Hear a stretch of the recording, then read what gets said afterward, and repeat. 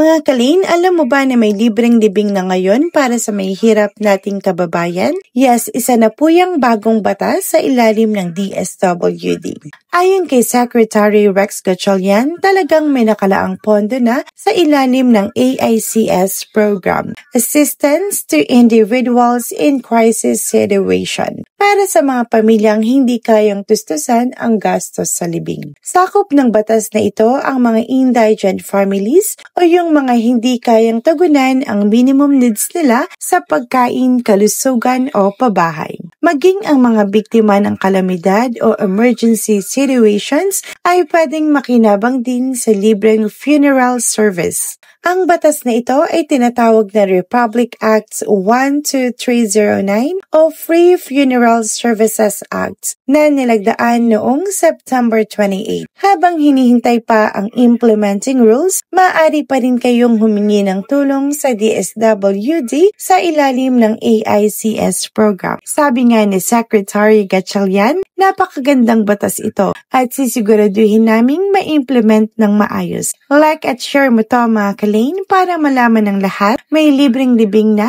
sa DSWD.